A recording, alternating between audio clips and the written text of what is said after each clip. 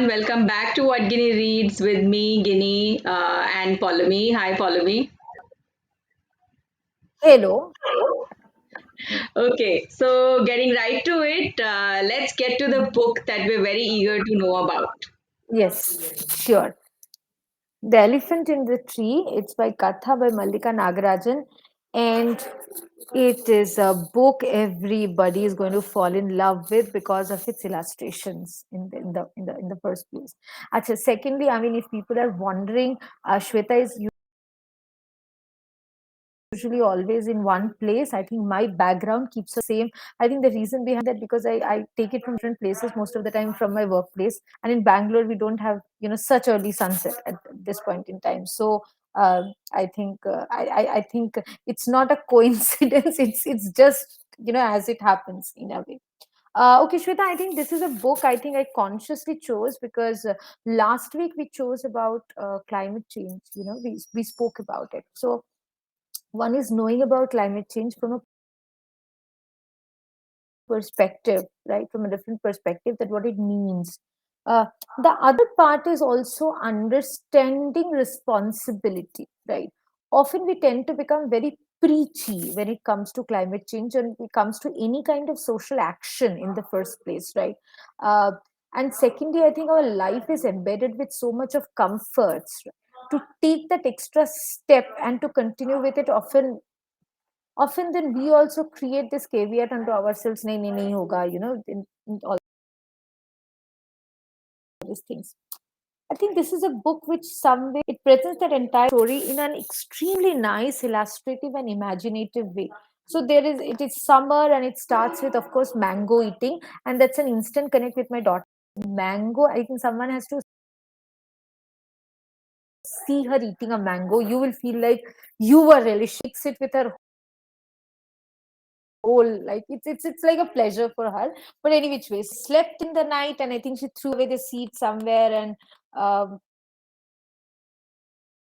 and the night where the elephant comes with seven trunks, and seven trunks are like the seven branches of the tree. uh, and before she could see anything, the elephant pops her and she goes into this land where everything is brown and like murky at. I think you can see, right? This is the illustration. And then she asks that why it is so, and the elephant said it has to be so because there is no water. My seven trunks are the only supplier of water to this tree of life, and there is no water. So why is there is no water? Uh, because because water will come only if there are trees. And she understands how can there be trees, and so on. And of course, it happens in a very mythical,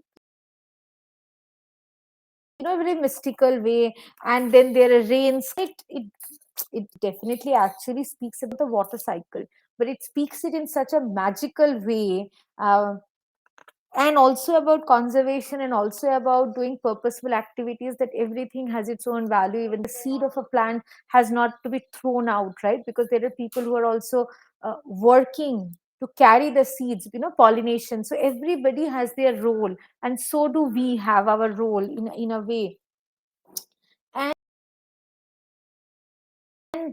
and and you see, and I'm not giving out much story how she learns that and doing it. And when she reaches school, she finally sees, I mean, which also links to us to understand that children draw their imagination from things that she sees. There is a poster at the school with an elephant and a tree of life and stuff. uh, but I think it's just the next book after, maybe you're spoken about climate change, yeah, but then what, then how to connect with your everyday living things, and see that how where it leads to and stuff like that. And of course, the additional thing is like it looks like a fairy tale.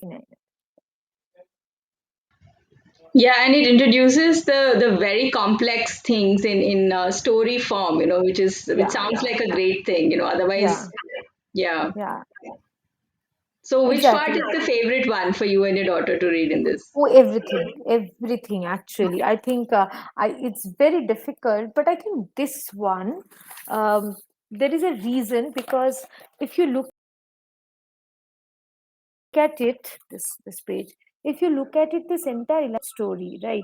How the the fish in the pond to the clouds over the and how it is getting connected to now, people working and going some, how basically all of us, and to even the mouse is able to cook the food, so connected, right? And it's connected through our actions. And how, so I think this is what she stayed with for quite some Lovely.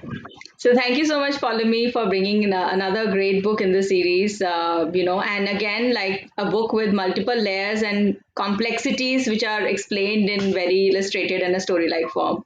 So I hope people are going to pick up this yeah. book and have a look at it because we've not revealed everything. So I think that Yeah, part yeah, they still have to no, discover for then so themselves. then the magic is gone. Somebody has to really read it.